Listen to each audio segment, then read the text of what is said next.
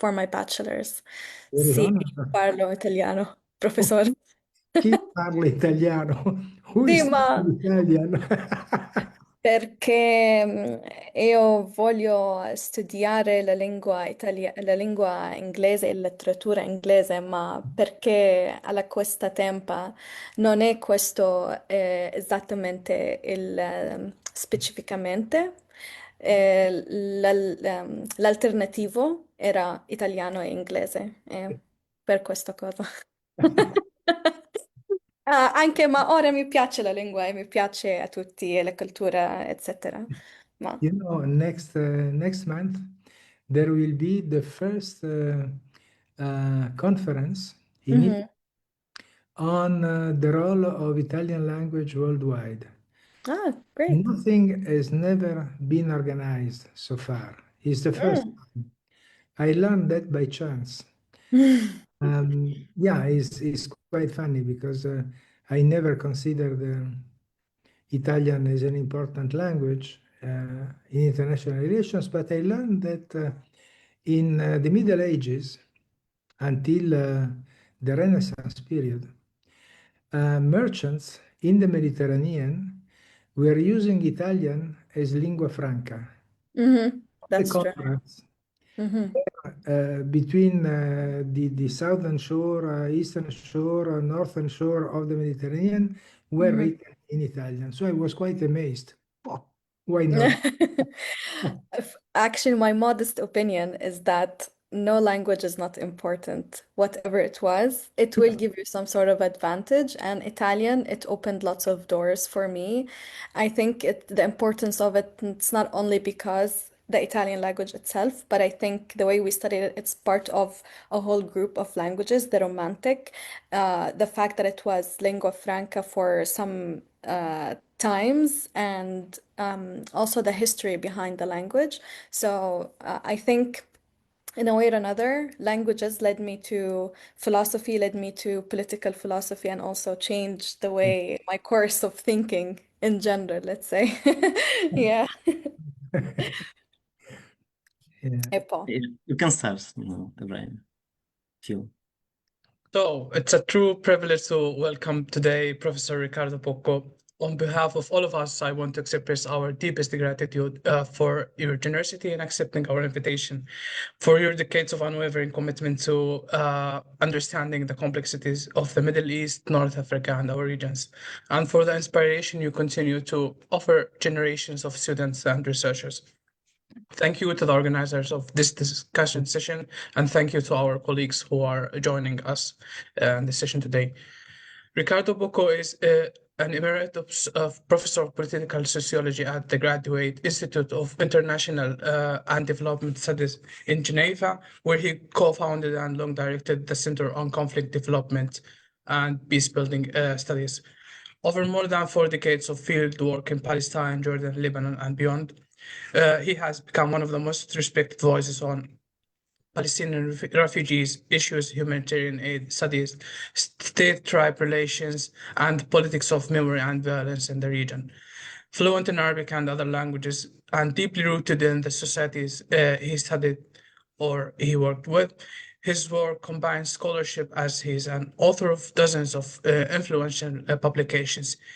He is also the editor of the book Decolonizing Palestine Contemporary Debates, as well as an Israeli-Palestinian Federation, an alternative approach to peace. So I will narrow the scope of my engagement with today's session by reading it through the following theoretical lens.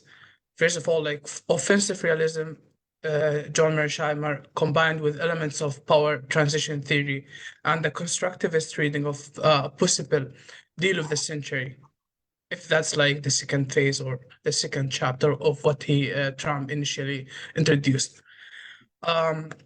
So Trump views the Middle East as an arena of great power competition rather than a moral problem. His ultimate goal is to maximize relative US power and roll back Chinese, Russian, and Iranian influence. If we read it like through the classic offensive realist imperative, the great powers always seek a regional hegemony. that's like a sort of also very connected to aggressive expansion of the Abraham Accords, potentially from Morocco to Indonesia. And we recently saw Kazakhstan joining them in order to create a de facto Arab-Israeli NATO against Iran. This is like the operational meaning of what they have introduced many times as the new Middle East, which can be like perceived as a textbook case of side taking or aligning with the stronger power instead of balancing against it. That would create like the doctrine of maximum pressure on Iran, now backed by credible military threat, yet paired with an open door to grand bargain if Tehran capitulates. Pure realistic followed by gigantic carrot logic. So, Professor, how might an expanded Abraham Accords framework combined with this maximum pressure on Iran affect the already fragile linkage between regime trust and popular legitimacy or political allegiance in the Arab societies you have studied for decades? It's over to you, and the floor is yours. Please intervene. Thank you, Ibrahim, for your generous introduction. If I'm reading correctly your names online, and I understood correctly, Mrs. Abu Zaid is in Qatar at the Doha Institute. Maybe also Ibrahim. I'm not sure. Ibrahim, Yeah. not you, your Sorry. colleague. If this is the case, well, by the way, I know well the Doha Institute and the friends teaching there. Probably you know Taredana, Ismail Nashif, and others. I think Qatar is an excellent place to forge a point of view about what is going on and about your question. Because I think that Qatar is a bit aside from what is going on in the Arabian Peninsula concerning the Abraham Accords. But now, before entering into the topic of the Abraham Accords, if you agree, let me expand a little bit on the most recent events related to the new UN Security Council resolution. Something that made me laugh is that when I read, I mean, I'm sure all of you know the content of that resolution, but I don't know if you noticed that the first UN resolution on Palestine was Resolution 194 of December 1948, related to the right of return and/or compensation of the Palestinian refugees. Now, the new UN Security Council resolution is number 2,800 and something.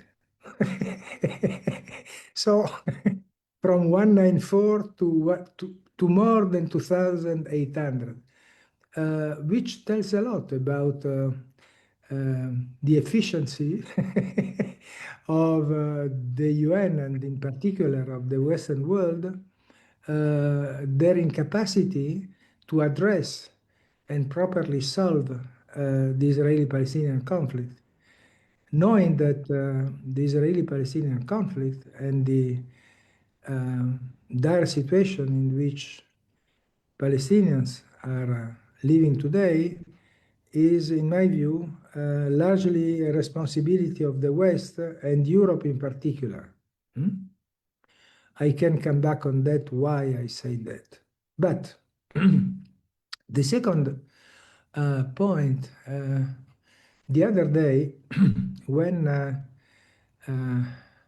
I looked at the date of the UN resolution, it was the 18th of November. If I tell you 20th of November, Does it rings a bell for you?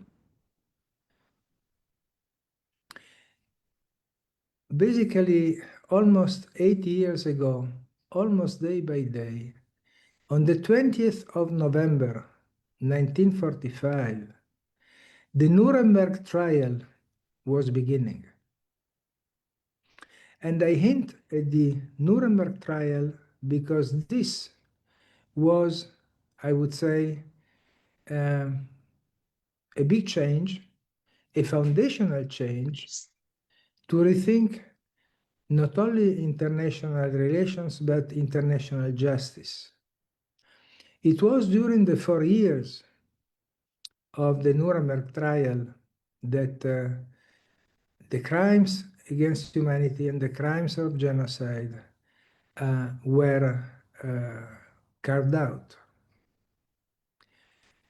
It is also in that same period that a basic question came up, which was a big change from what was going on before. Before 1945, basically, the responsibility of crimes of war, crimes against humanity, or genocide were resting on states and not individuals, not president, not perpetrators, not prime minister or whatever.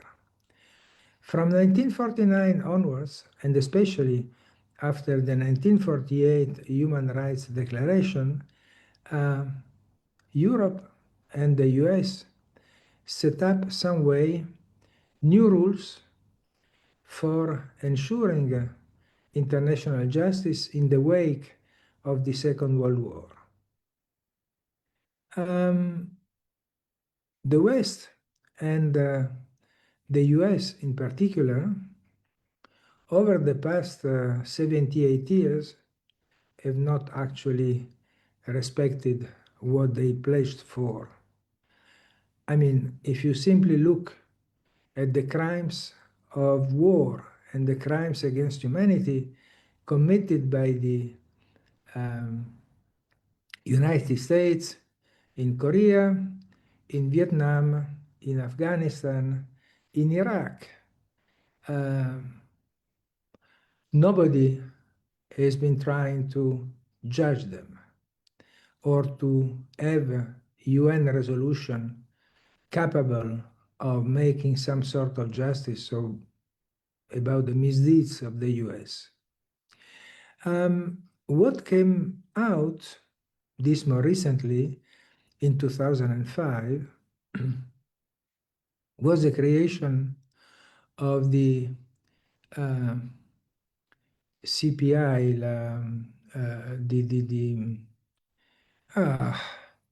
the International Penal Tribunal, which has not been signed by Israel, has not been signed by Russia, by the US, by China, etc., etc. But it began working after 2005, and so far they've been,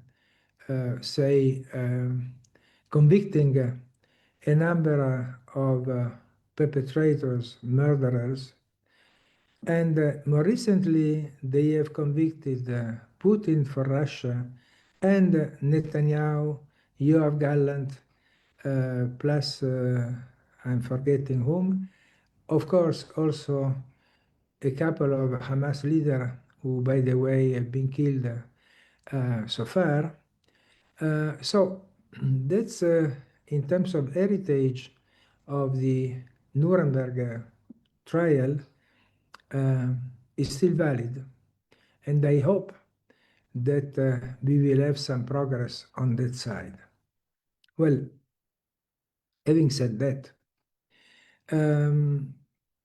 presently I'm completing this weekend a long article that I've been writing with a Palestinian colleague, Ibrahim Said, with whom we co-edited a volume that you mentioned, Decolonizing Palestine. It's a long article where we have been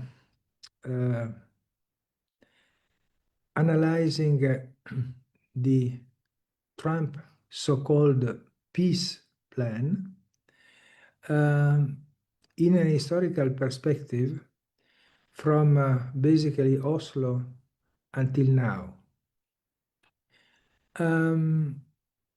We have been doing that because one thing, and this is the main thesis of our text, is that over time, especially concerning the Israeli-Palestinian conflict, but now this is extending worldwide, is that a so-called realpolitik and pragmatism, meaning let's see what works out and let's put aside international law, is basically what we are witnessing through the new Trump plan for Gaza, but also for Ukraine and Russia.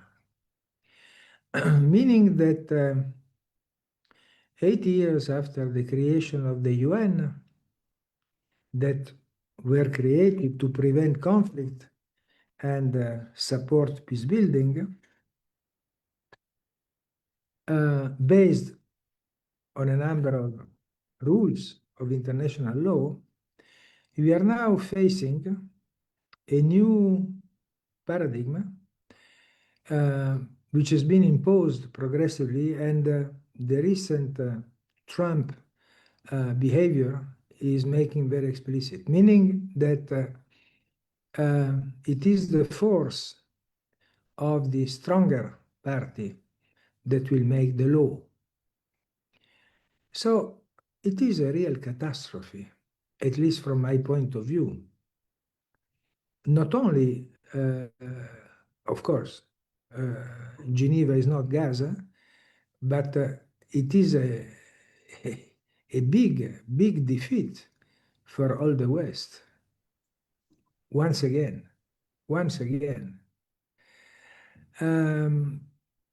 And this so-called pragmatism and realpolitik in the Trump plan, you can see, if you compare it to the Oslo agreement and the Oslo process, then to the work of the quartet from 2002 onwards, the quartet which was set up during the Second Intifada and was comprising the US, Russia, European Union, and the United Nations. So they had their own plan as well to bring peace. And the Trump plan is the worst one. Is really the worst one can imagine. Not only because sets aside completely international law. Basically, when you look at the 20 points plan, which is very, how can I say, very imprecise, open to interpretation, open to options that can come up over time, what we see is basically that not only the Palestinians have not been called in, because usually it seemed to me that if you have two parties at war and you want to be a mediator and try to make peace between the two combatants, maybe you should bring around the table the two warring parties. So nobody asked the Palestinians what they think.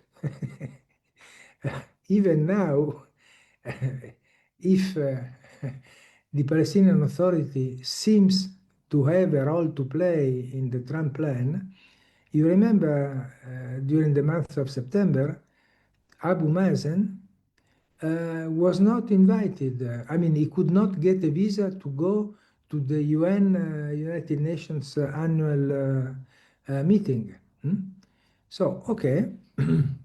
But on top, what worries me is that what is happening is that in the name of let's be pragmatic and let's follow real politics. Now, since Trump has been able so far to impose what I would call a quasi ceasefire, because Israel kept bombing the Palestinians, so I don't know when they will stop or when they will sit to a table and discuss with the president. They will never do it.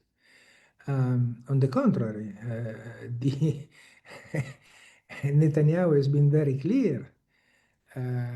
He said concerning because there was a first version of the Trump plan. This was presented in secret to a number of Arab and Muslim countries in New York during the UN meeting in September, meaning that a number of Arab states, including Egypt, but also Muslim states like Indonesia and Turkey, were informed about the plan by Trump. They agreed, but 1 week later, when Netanyahu came over to New York, Trump gave him his plan. The plan agreed by the Arab states, some Arab states, and some Muslim countries. And Netanyahu rewrote it. So the official version that was advertised was the revised version of Netanyahu. And now the third version of this plan is the one on which the Security Council is voted, meaning that the Arab and Muslim states, but in particular Egypt, have been trying to give, to introduce anyway in the plan the fact that ultimately the plan recognizes the legitimate aspiration of the Palestinians to have a state. Okay. So what about that? Netanyahu, as I said, he immediately answered after the UN resolution that he will never accept a Palestinian state. Well, nobody can bet on how long Mr. Netanyahu will live. But it seems clear that as far as he will be the prime minister, with the coalition that is supporting him, in no way a possibility of having a Palestinian state could emerge. But as I was trying to say before, what is particularly worrying, at least from my point of view, is the fact that in this process that of the Trump plan is a way of once again packaging a colonial domination by Israel over the Palestinians. 1. 2 is a way to do a sort of genocide washing, meaning that all the question of crimes of war, crimes against humanity, crimes of genocide committed in Gaza by the Israelis, this we will not talk about that, okay? This, we put it aside. Okay. Concerning the Palestinians, usually in international law, when a party at war has been the victim, the point is that there are procedures for compensating the victims. There is no mention of possible compensation to the Palestinians in Gaza for what happened during the past 2 years in Gaza. I mean, I could continue, the list is long, but basically, when reading the plan, it seemed to me quite clear that Trump and the states that supported the plan on the 18th of November are treating the Palestinians as immature children that are not yet ready to have a right to self-determination. They are not yet ready to ensure security for themselves and for the Israelis, of course. The question of the disarming Hamas, sorry, but I laugh. Why Hamas should disarm? Why? When you know that in the West Bank, the settlers are killing, destroying, burning Palestinian villages. What about disarming the settlers?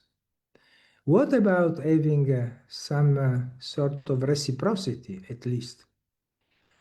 And last but not least, there is a lack of reflection on how a number of past conflicts have ended. Let's take the example of the civil war in Ireland. When the violence stopped, it was not imposed by anybody. There was no Trump to impose a ceasefire.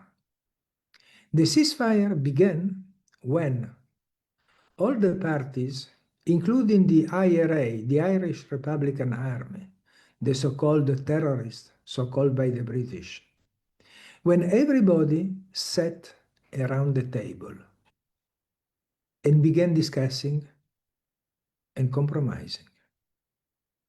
This is exactly not what we are assisting at in this so-called Trumpist plan.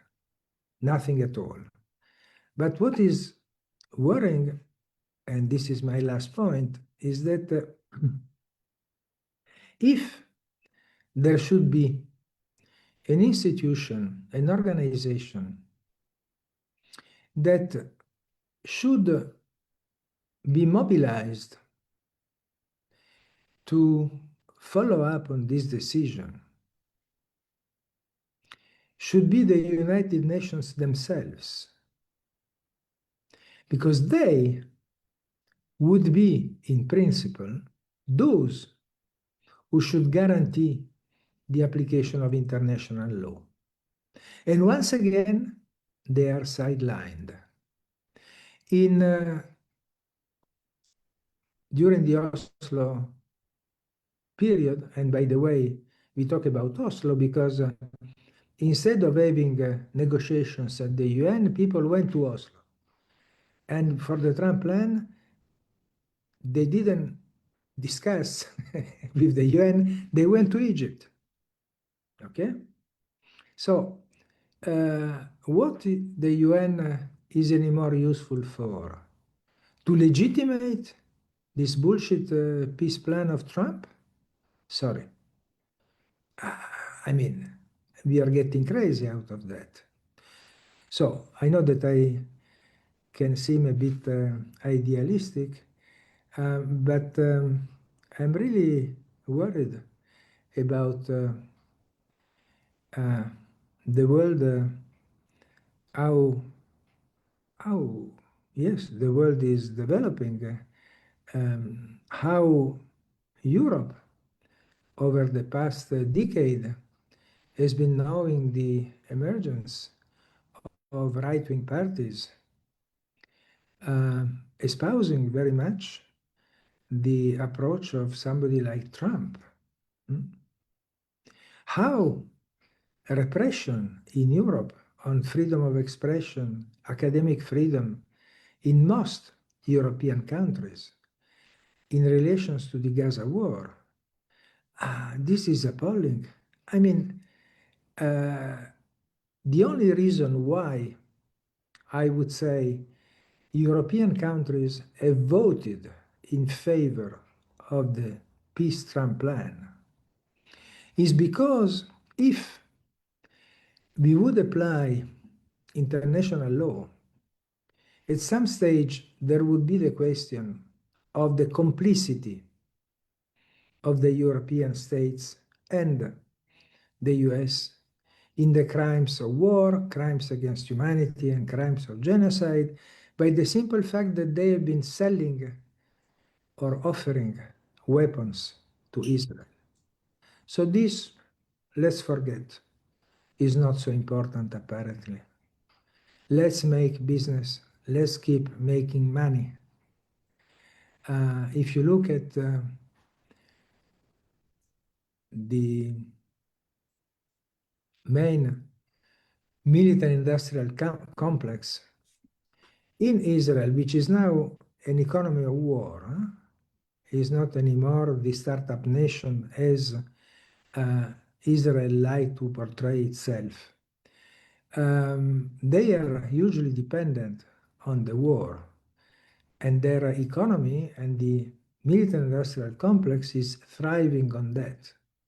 Well, basically, when you go to war in Gaza, you use different bombs, drones, AI devices, but is one of the few places where you can in real time test your weapons. Therefore, well, you can sell your weapons elsewhere by showing with a video what they can do. Very effective, very efficient. So, yeah, now, having said that, Ibrahim had a question concerning the pursuit of the Abraham plan. Well, I think that what has been happening in the past few days with the visit of Mohammed bin Salman to the US and all the deals that have been made, this is a very serious menace for Netanyahu. If you simply try to put yourself in the shoes of Trump as a businessman, well, okay, Israel our ally, but sorry, Israel is costing a lot, a lot. Saudi Arabia doesn't cost nothing. On the contrary, they pledged to invest more than $1 trillion in the States. And Trump told them that he was willing to sell them the F-35, which only Israel has in the Middle East. So actually, what is interesting is that maybe Netanyahu, for the first time, can worry about the stand of the US. the US, who have already told Netanyahu they did dislike a lot what he did in Qatar by trying to kill the Hamas representatives for the negotiations.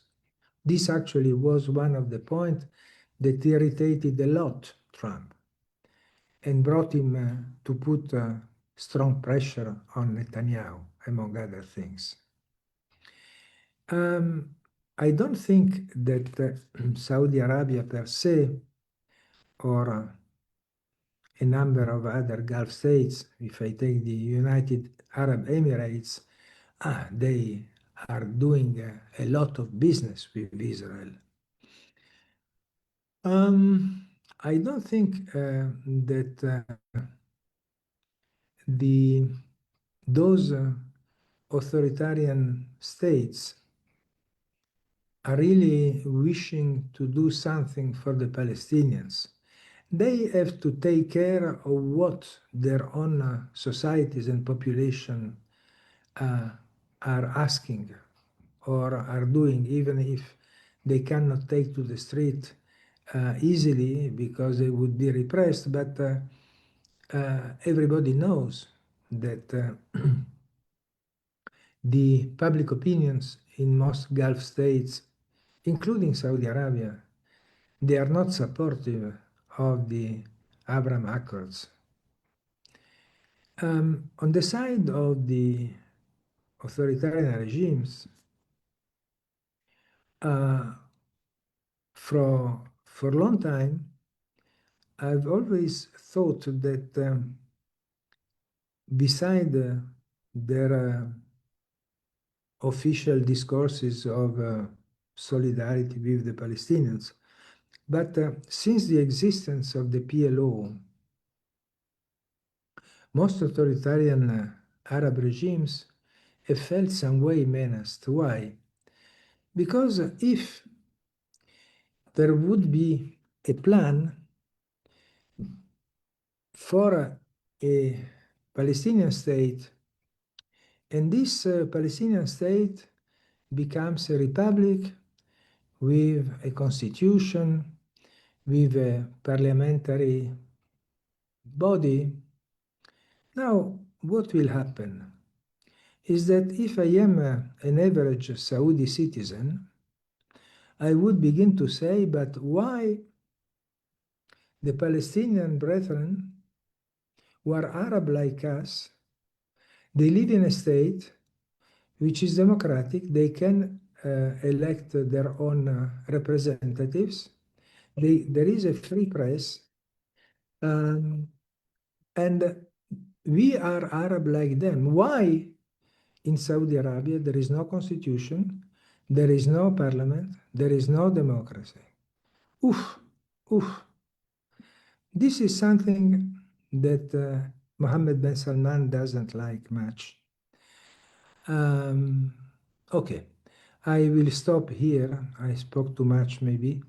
But yeah, this is what I wanted to convey as some idea that I matured lately. Yeah. Thank you very much, Professor. My colleague Omar, would you like to join the discussion? Feel free to disagree. I mean, Yes, I will do.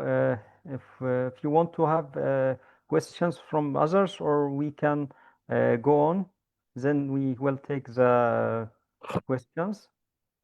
I have few thoughts. Maybe I can share them before you guys can continue with discussion, if that's okay. Ibrahim, the floor is yours. Please go ahead. Yeah, all right. So, Professor, I just have few comments and one question that I wrote throughout what you said, which I can, in general, agree with what you said. I think it's quite blunt and it's the reality of the situation that's happening. But I don't know if I understood you clearly when you said about the UN should be doing something about it, or they should be handle the situation. By that you mean the International Court of Justice, that arm of the UN, right? Because we can somehow agree that it's a joke, both of them, the UN and the International Court of Justice at this point, because like South Africa tried to go against the genocide, but they basically turned over the case. And even with all the countries supporting South Africa and everyone who joined the suit, nothing actually happened because, well, they just killed it, you know, in a way or another. That's why, like, in a way, like for me, I just feel like I lost hope completely with the International Court of Justice. It was a great day for me, honestly, to see something's happening in the International Court. But it was just such a shame that the UN and Switzerland and The Hague, everyone just lost it completely. The democracy is lost, I can say.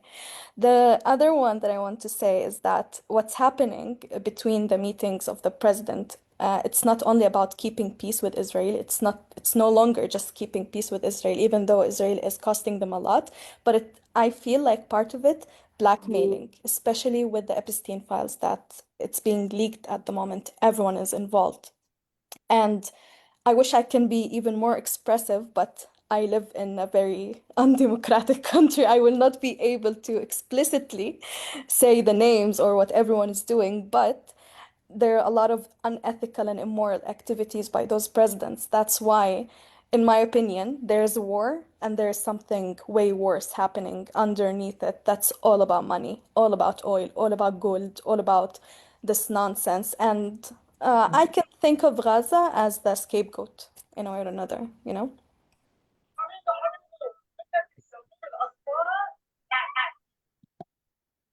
That's it, actually. Sorry. Okay. Yeah.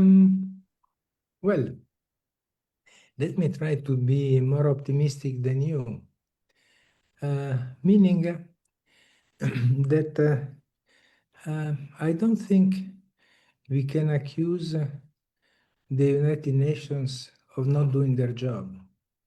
Why? Very simple. The United Nations are not an independent body. They depend on the money that is given to them by the member states. And in relation to that, definitely Trump has been cutting down a number of funding to, but beware, there are other 36 states that have not been complying with their annual dues. I agree. The excuse for which Trump said, why we are paying and the others are not paying. Yes. So there is a question of dependency by the United Nations on the member states, money-wise. But then there is the other side. The fact that the UN, through the International Commission, ICG, Court of Justice, they have come to a number of conclusions and accusations. This means that and also considering the Israeli war in Gaza a genocide, this is something that will stay. It is written black on white. I don't know when, but these decisions, or not decisions, let's say rather positions taken by the UN are very important. Because at the end of the day, not because of their efficiency today, but at the end of the day, the people who have been members of those commissions represent different nationalities. And this is very important. Now, I am an old guy, I am 68 years old, you are all young. I hope you will keep fighting for justice and international law, or whatever you think it is will be worthwhile. But if we give up on those principles, we are some way committing suicide. It's very easy to say that, especially when you are sitting in Geneva. If I were in Cairo and I would say that after 48 hours I would be in a jail of Mr. Sisi, and not only in Egypt. So, yeah. And that's where international solidarity is very important at different levels. I think it exists, the international solidarity. I mean, I feel like after, for me, the genocide that's happening right now in Gaza, it's not the first thing that's been happening. This battle has been going on for a lot of years. For me, the fact that they only just recognized what's happening, for me, like it's a little bit too late. I mean, we shouldn't have come to this, what happened during in Gaza on October 7th. But I feel that after what happened, there was a lot of awakening. University students, some sort of strikes, people like even the older generation, not just us, the young. The young are very woke, and the woke movements all around the countries. I think there is international solidarity, but I think that the governments, and I'm not trying to, for example, say this government or that government. No, all governments are not doing what they should be doing because of power dynamics and power shifting. And I feel that it will be in our hands what we're doing on daily basis, how we're supporting each other. That's something I will always believe in, the international solidarity, especially nowadays in this age and era. Like when you go through those videos and you see the comments of people living in, I don't know, islands and things you've never heard of, and they're all supporting Palestine, or they're so happy to meet a Palestinian person, is like crazy. So yeah, I definitely see your point, and thank you for taking the time. And you're not that old, by the way. No, You're still young. let me add a personal reflection. I think that we should begin, and when I say we, the Europeans, to look a little bit historically what has been happening to understand our position on the latest UN resolution. After the Holocaust, the Shoah, the European states and the US kept saying, yes, you are the victims, you, the poor Jews, victims of the Nazi. The successive Israeli governments took that in a way that have been keeping saying to the Jews worldwide, we are the victims, we are the victims, we are the victims, we are the victims. To the point that they, always with the complicity of the Western states, they've been trying to rewrite history. You know, the famous absurd story of the myth of a land without people for a people without land, which was Palestine for the Zionist movement. A little detail is that if there were no people in Palestine, it was a land without people, how it comes the 750,000 refugees, Palestinians, after the 1948 war. When the 1948 war happened, the European states and the US decided to turn away and not to look at what was happening during the Nakba. And this is something that the Israelis have not yet understood in their vast majority. The Israeli Jews and a large part of the diaspora. Their narrative about their fate, the Israeli Jews, has been evacuating completely the Nakba. But then what happens is that after 67, Israel occupies what has been called the Palestinian occupied territories, okay? So what this means that the Israeli army, which is a special army, is like, the Israeli army was built up on the model of the Swiss army. In 1949, the Israeli generals of the new Israeli Defense Forces came over to Basel in Switzerland to discuss with the Swiss generals. Why? Because the militia army of Switzerland had a very important effect on Switzerland, which was a country with different languages, with historic religious conflicts between Catholic and Protestants.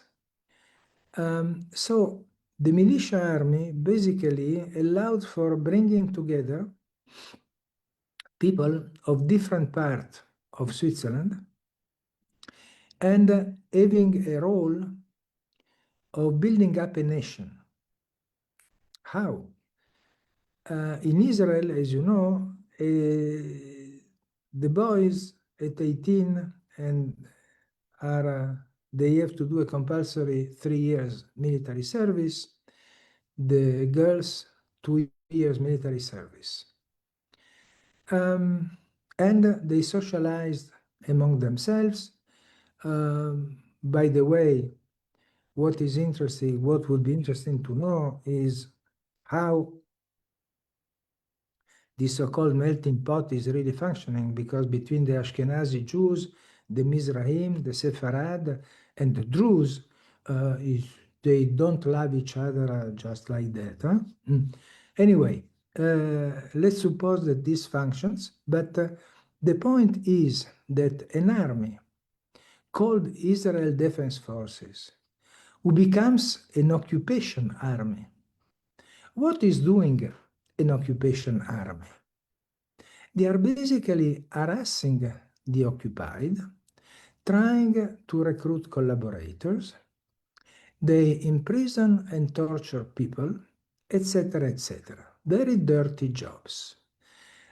Israel, who targets itself for having the most moral army in the world, I think that the word moral is not really appropriate to define the Israeli Defense Forces because of their role in the occupation. So, to come to the Gaza war, when you have an occupation army that for decades has been doing the dirty job of occupation, what they have been doing, they have been progressively dehumanizing the enemy, the Palestinian, to the point that they were ready to commit a genocide.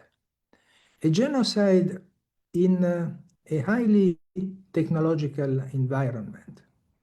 Because I don't know if you know a little bit how it functions, the IDF, when they go at war in Gaza with the Air Force, I not speak about the infantry, but especially the Air Force, or the infantry that controls drones. And if you like, look at the 5 Gaza wars preceding the last Gaza war. Basically, is a little bit like you play with, how you call it,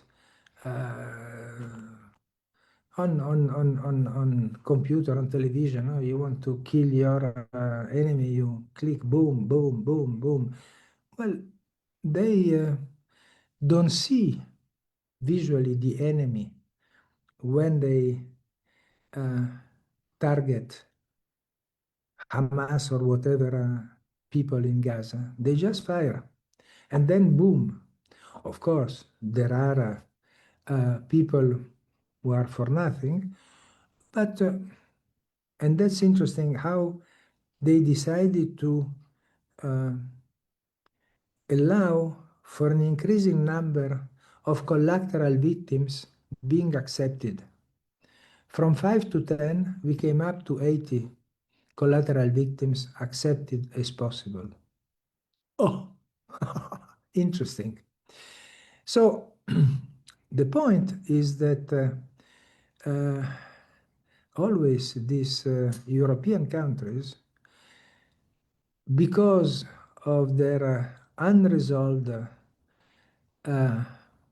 problem of the Shoah on the one side, and because of the big business they have been doing with Israel, they decided once again not to look specifically on what was happening in Gaza, what has been happening over the past 2 years.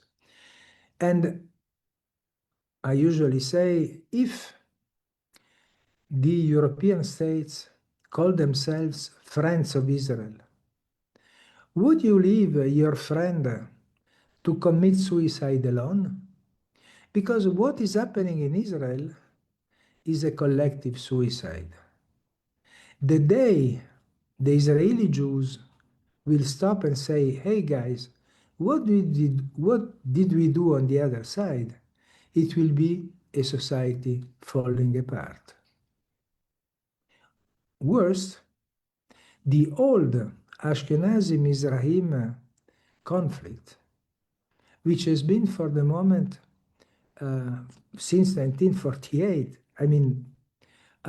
stopped in the name of, hey guys, the bad Arabs, if we are not united, they will kill us. The point is that before organizing apartheid against the Arabs and the Palestinians, the Ashkenazi Israeli, they have been organizing for decades apartheid against the Mizrahim. They were called the Arab Jews. Okay? Because they were living during the Ottoman Empire in what became new Arab states. And those Mizrahim, they were not speaking modern Hebrew. They were speaking Arabic. When they arrived in Israel, they were sent to re-education camps, etc., etc., etc. So, yeah, sorry, a bit long, but I think that there is a work to be done on how the complicity towards the Gaza genocide is also an indirect incapacity of Europe to tell its Israeli friends, hey guys, stop. You have to stop. For the Palestinians and for yourself. And if you say that, as I said it in a number of conferences, I'm treated as anti-Semitic, which is not a problem, because when it is public, I say, yes, sorry, what is your name? No, because if you accuse me of being anti-Semitic, my lawyer, which is in the room, he will sue you. So either you immediately pull back on this position and you excuse yourself, or, we will sue you. And 9 times out of 10, it functions. It happened to me on television, on the radio, in public speeches. Quite funny. I don't have a personal lawyer, but if you say, my lawyer who is here or is listening online, it has its own effect.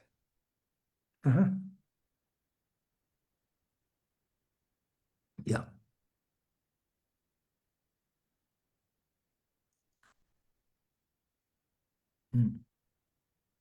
What is nice having Zoom is that I can smoke. Otherwise, you are not allowed to smoke in public conferences, on television. On the radio, they don't see you, so that's fine.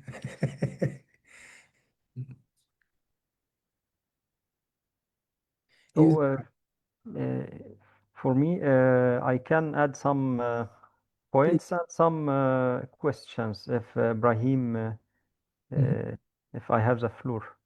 yeah. Many thanks for you, Dr. Ricardo, and for Ibrahim, and for Karim and others. I will start to the agreement itself and what's called Trump plan. According to some Palestinians and Palestinians writers, the document presented by Trump cannot be accurately described as a peace plan, as you mentioned, Professor, as it lacks the fundamental components of requisites for such designation of an agreement. They don't take the signature of the Palestinians and Israelis, neither in Sharm el-Sheikh nor in UN. Directly, they don't do this. At best way, it constitutes a declaration of general principles. In reality, the Trump plan was a document announcing a break from the genocide war on Gaza Strip, imposed despite the objections of Netanyahu and his fascist ministers.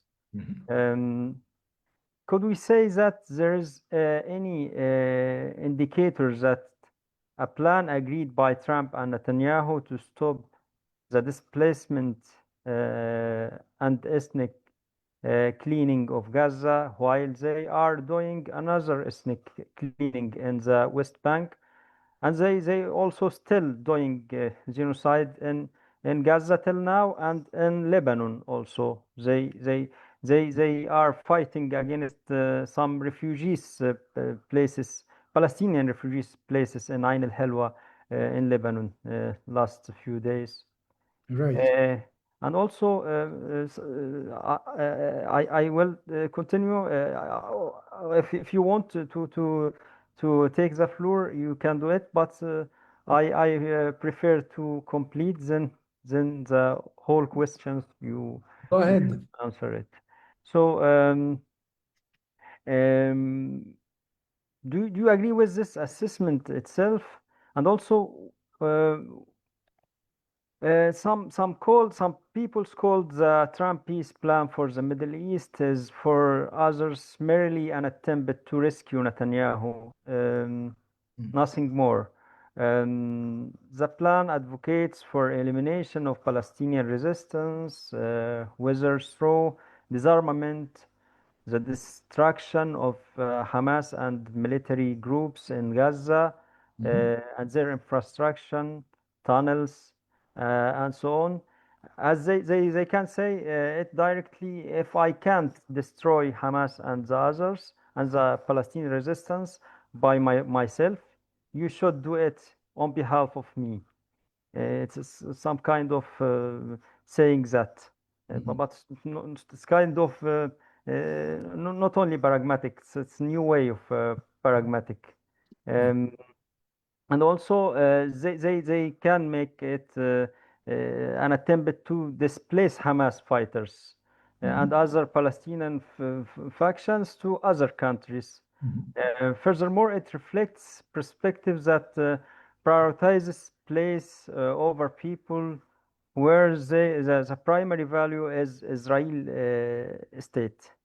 Gaza is seen as, for economic and for Trump point of view, is seen as a piece of land that could be transformed into a Riviera of the Middle East. So it could be very expensive apartments and places in the shore of the Mediterranean. So Palestinians can't take an apartment and they will leave by themselves to abroad. This is some point of view, it's catastrophic for us and for the Palestinians and for humanity itself. From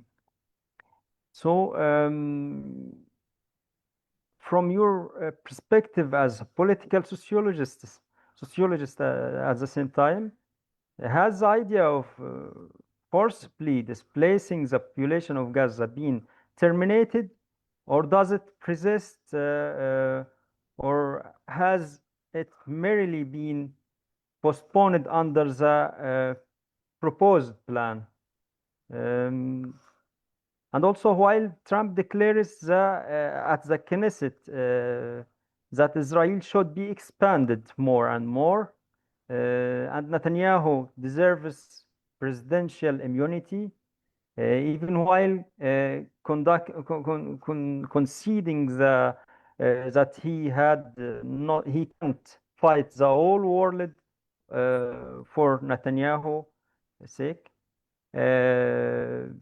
Do you believe he is currently seeking to expand the so-called Abraham Accords to cement Israeli domination on the region, not only the Palestinian state or the Palestinian land, as he bombing in Yemen and in Iran and Iraq, and also in maybe if they don't have agreements in Jordan, and also now he takes part of from Syria, maybe more than Gaza Strip twice.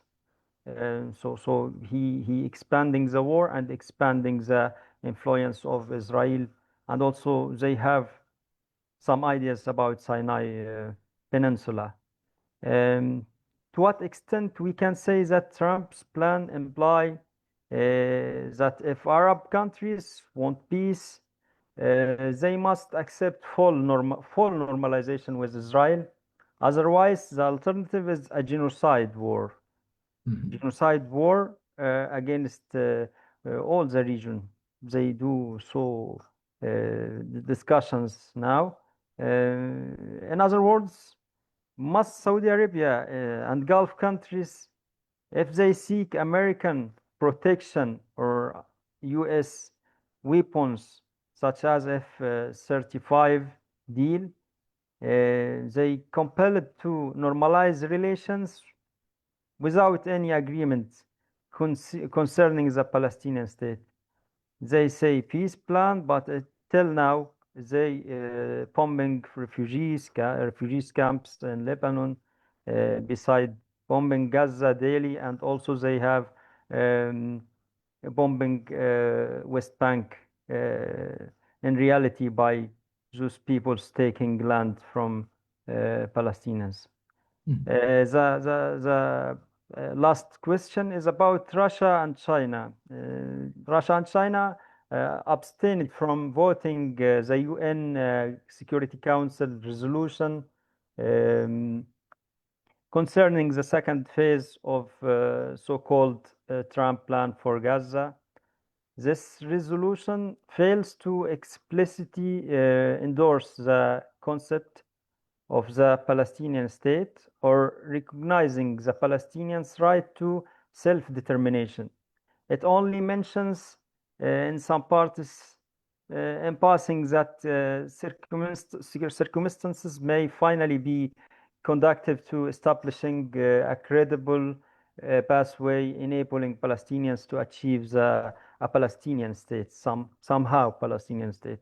Do you interpret Russia and China's stance as reflecting greater support for Palestinians' cause, or it's merely function against or resistance to the hegemony of United States and its some Western allies? Yani, to what extent we can say that international solidarity movement can change the situation in the near future, as you mentioned, and somebody mentioned that most of solidarity movement are from youth, and they can influence the politics in the West, and also they can change the situation against Israel all over the world. But till now, we are seeing the most right-wing, realist, pragmatic model of dealing on the Palestinian and also in not only Palestinian but Arab-Israeli conflict, and also maybe world humanitarian Israeli conflict. It's not only Arab-Israeli conflict, and also we are seeing the genocide all over the world, and also there is resistance against it all over the world. Many thanks. Okay, thank you for your remarks and questions. To start from the end of your points, which is international solidarity, I think we have to separate what is the role of civil societies who are active in terms of international solidarity and the role of governments. They play in the same playground, but they do not have for the moment the same objectives. And civil societies play a role because a number of states cannot tolerate to rule against their own societies. Okay? Now, if we look at the present situation and the past 2 years, during the past 2 years, there has been a big show-off by Israel on its military force and capabilities. They can hit Iran, they can bomb with all what happened in Lebanon, with all the story for eliminating Hezbollah. What they've been doing with the Houthis, I mean, answering back to the attack of the Houthis, the menaces they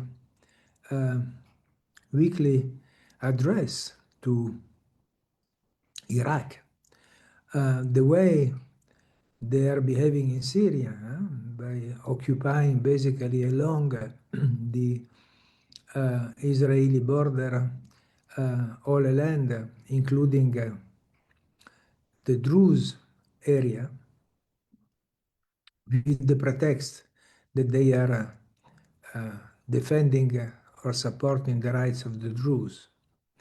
Now, if you again look at the, first of all, behavior and the way of functioning of Trump. In this situation, my opinion is that Trump is perfectly at ease because, as a businessman, all this situation is perfect for bargaining. And the bargaining touches upon different topics. Meaning that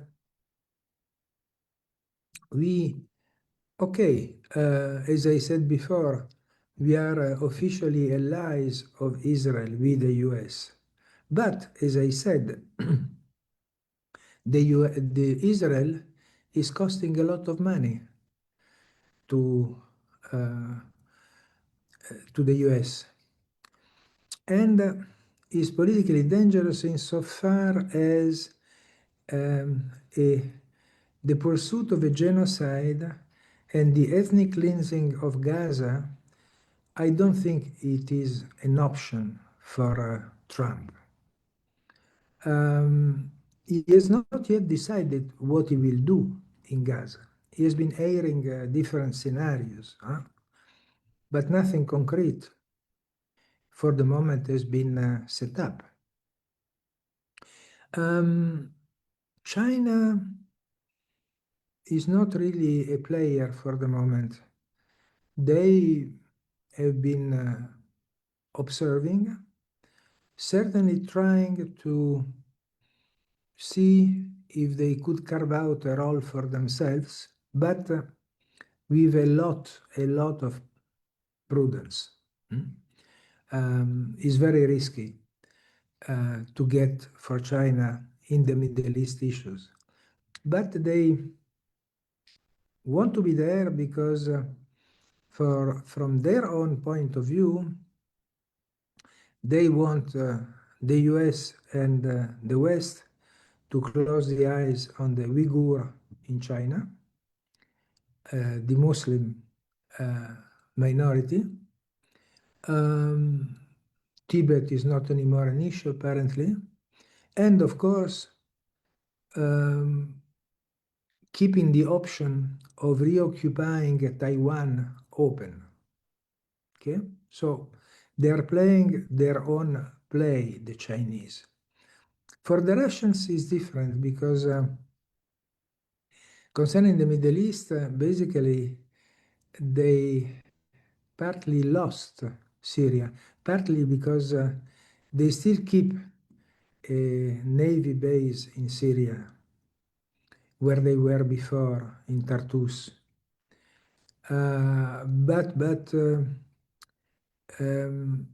They will probably they will have tactics in the Middle East that could be manageable and let's say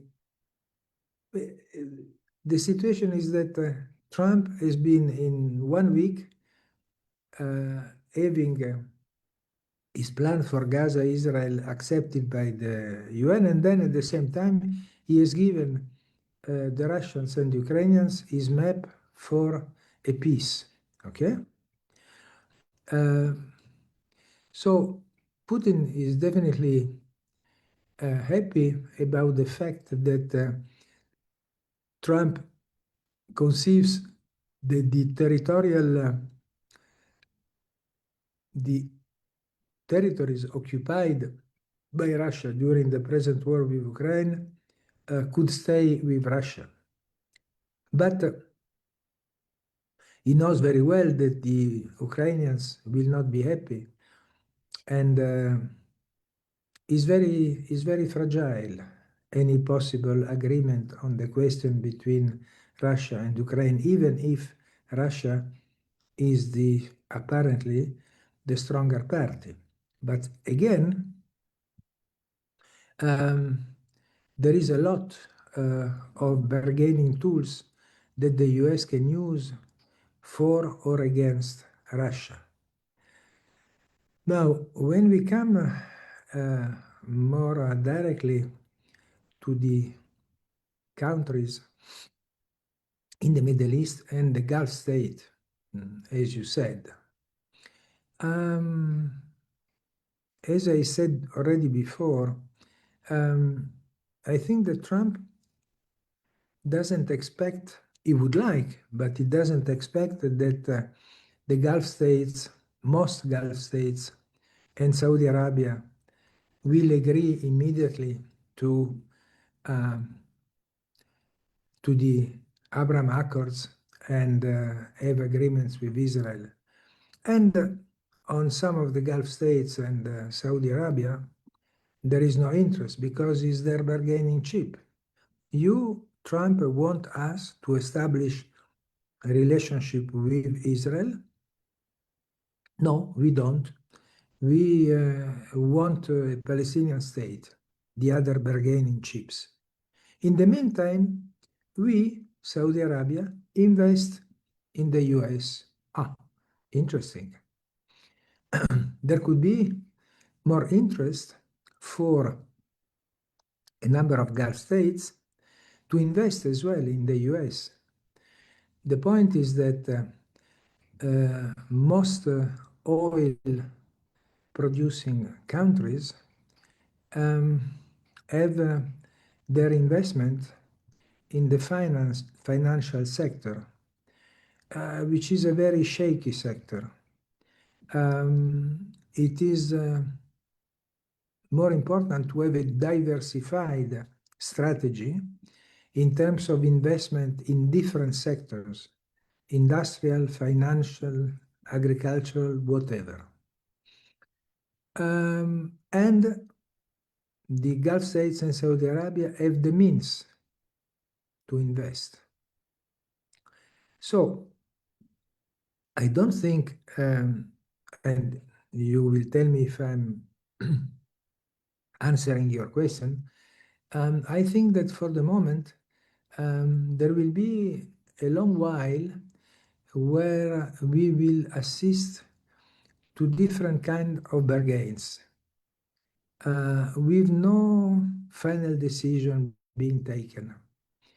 And at the end of the day, what could be worrying for Israel is that their own lobby in the States, the Jewish Israeli lobby, has been losing weight.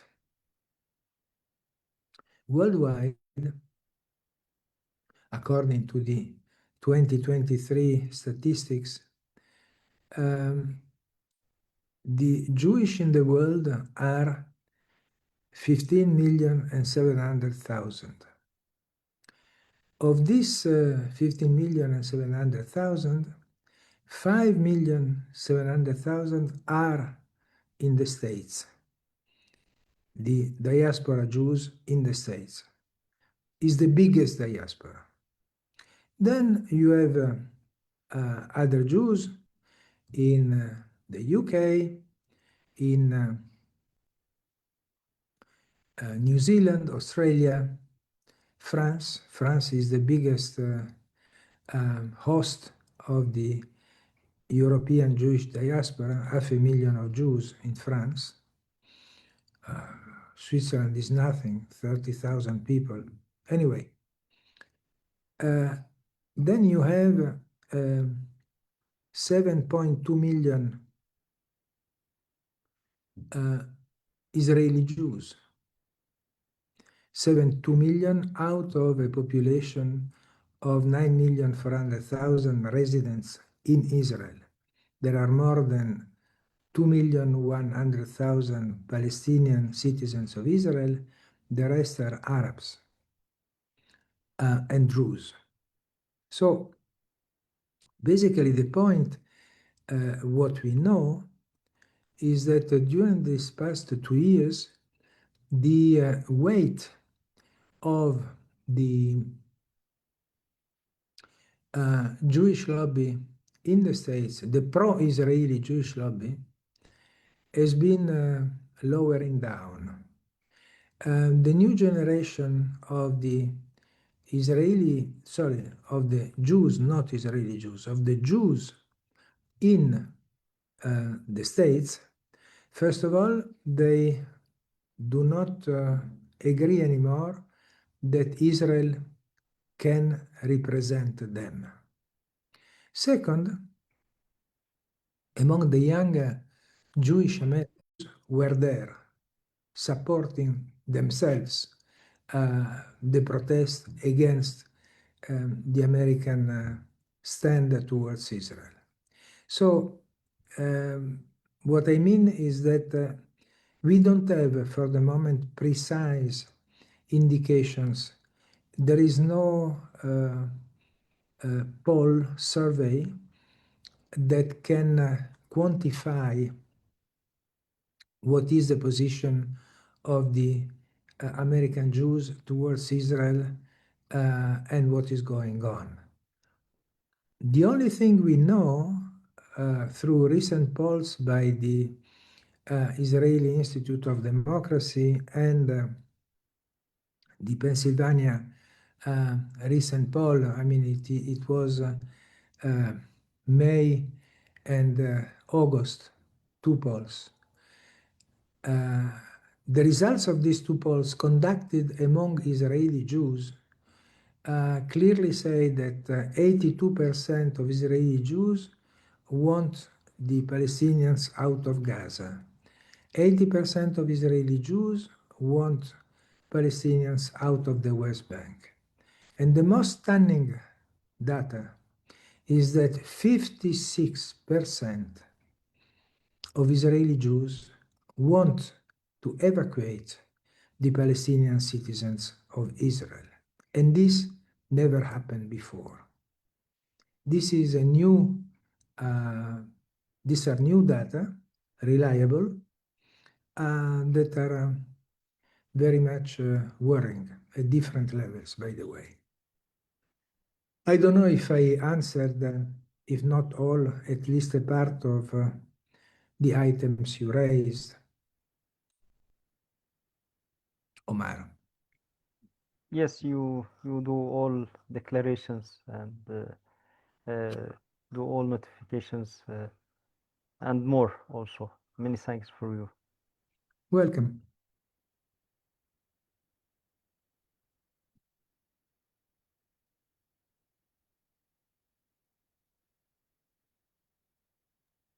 Ibrahim, you have the floor. Thank you, Professor. I assume you're exhausted now. I don't know if there is anyone who has questions or wants to intervene.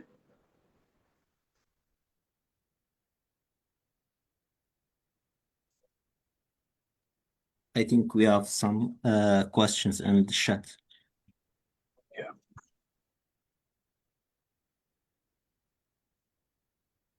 Lotfi asks, before I talk about the role of others, what's the role of the Arabs as peoples and leaders? What is the question? That's the only one that we have in the chat. Before I talk about the role of others, what's the role of the Arabs as peoples and leaders? Well, it's difficult to measure in a number of authoritarian Arab countries what civil society actually thinks, because they are repressed and there are no polls that can be done among them. So I don't know how to answer that question.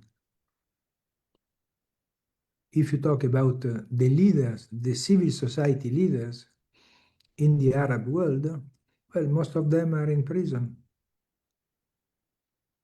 unluckily, including in Palestine, by the way. Yeah, there's no political leadership effective there already. That's the situation, yeah. What will be interesting to watch is who will be the Palestinian recruited in the transitional government, I mean the transitional body under the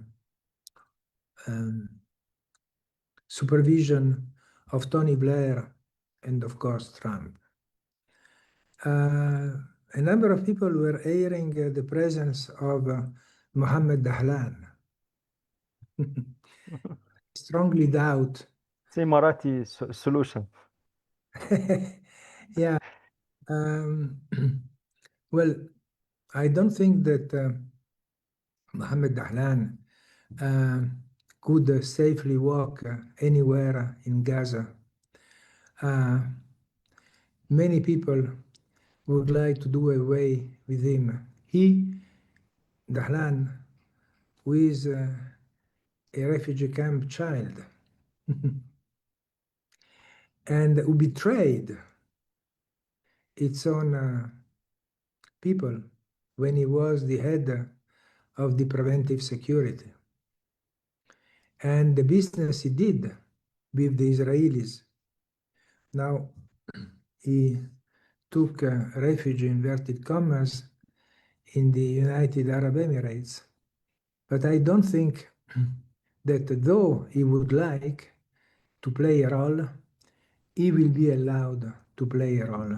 And this is not a card to be played even by the Palestinian Authority. Mohammed Dahlan would like to succeed to Abu Mazen. I don't think he will have the legitimacy to do that. Yeah, since you brought this to the discussion, I mean, already like the two-state solution is effectively dead, and the emerging model would be like gradual annexation of the West Bank and the large parts of Gaza, plus economic self-rule in the West Bank, and Singapore on the Mediterranean, which is Gaza. That's what they are trying to do under Gulf or Dahlan-linked administration, business makers. So here it seems like the Palestinian issue is being attempted to be reframed from national liberation to economic development or reactionary entity. So yeah. I have another question, a little bit related to this point. So if we say that there's a plan and it's mainly in somehow economic plan for reconstruction or for making the Rivera in Gaza, and also by the Gulf countries' money, maybe 100 Emiratis, 100 million Emirati in $100 million from Emirates and other countries to Gaza. And also they say for the idea of Council for Peace, they say that we don't want to have Turkey in Gaza more. Either they have some humanitarian aids like IHH and other civil society organizations supporting Gaza, and also they don't want any soldiers from Turkey, and also they don't want Turkey to go more in economic role in reconstruction if they do reconstruction in Gaza. So to what extent that they can accept some amendments in the near future in this point? Who can accept Israel or who? As Israel. For Trump, he don't care if you take money or organization from all over the world and make it, he don't care. But for Israel, for Netanyahu himself, he have some strict point of views that he don't want any many Turk people either in humanitarian aids or in in military means. Well, at the moment, Israel is occupying, when you look at the map, Israel is presently occupying 60% of Gaza. And the Palestinians are basically in the 40% that is left to them, all of it destroyed. So, what do? You keep